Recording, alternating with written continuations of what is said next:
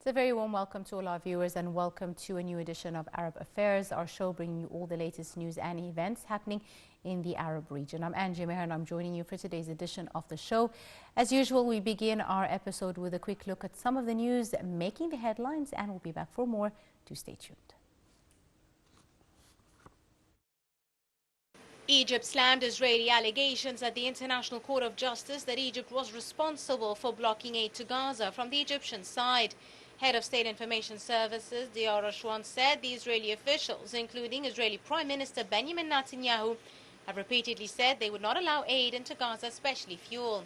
He added that Egypt has the sovereignty only on the Egyptian side of the Rafah border crossing, whilst the other side in Gaza is subject to Israeli control. At the International Court of Justice, a second day of hearings was held Friday into a case brought by South Africa, in which it accuses Israel of committing genocide in Gaza. Israeli occupation forces killed 3 Palestinians, including 2 teenagers, in the West Bank overnight. Israeli military said the 3 Palestinians tried to break into the settlement west of the Palestinian city Hebron, adding an Israeli soldier was wounded in an exchange of fire. Israeli escalation in the West Bank comes in line with the Israeli war in Gaza, which has left over 337 Palestinians killed by Israeli troops or settlers since October the 7th.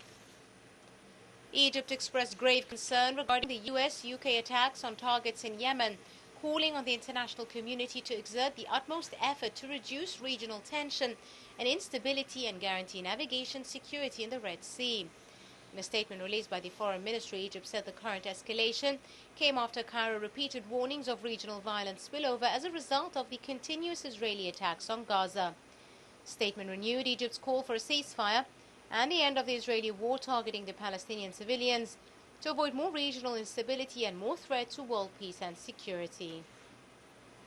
Head of the Suez Canal Authority, Admiral Osama Rabia, said traffic on Egypt's Suez Canal is regular in both directions, and there's no truth to reports that navigation had been suspended due to developments in the Red Sea. He said the Suez Canal was offering its services from both directions and pointed that navigation traffic will witness on Saturday the crossing of 44 ships from both directions, with total shipments valued at 2.3 million tons.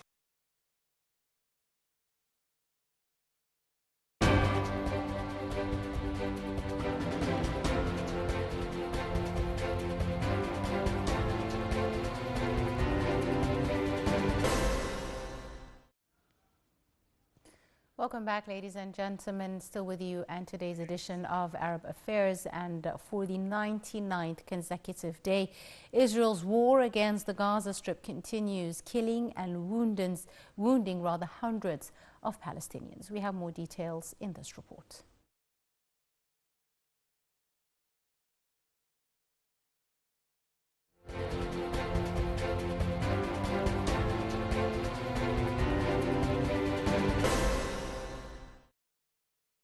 The 99th day, Israel's war against the Gaza Strip continued, killing and wounding dozens of Palestinians. Gaza Health Ministry said in a statement on Saturday that 135 Palestinians were killed, 312 wounded in the previous 24 hours, adding that a total of 23,843 Palestinians had been killed and 60,317 have been wounded in Israeli strikes on Gaza since October 7th. Palestinian medical sources said civil defense teams recovered bodies of 20 people, including women and children, who were killed in the Israeli shelling of a house in the Gaza City's district of Daraj. In southern Gaza, witnesses reported Israeli bombardment in the early morning and said strikes hit areas between Gaza's southern cities of Khan Yunis and Rafah, 2 cities that are crowded with people who fled Israeli ground offensive in other parts of the enclave. Also, 11 people have been killed by a single airstrike around dawn in a house belonging to the Fayyad family, a prominent name in the city. This as the Palestinian territory suffered under a dire humanitarian situation, grappling with a full telecommunications blackout for a second day. Residents and the telecommunications company said Friday's Israeli shelling cut communications across Gaza.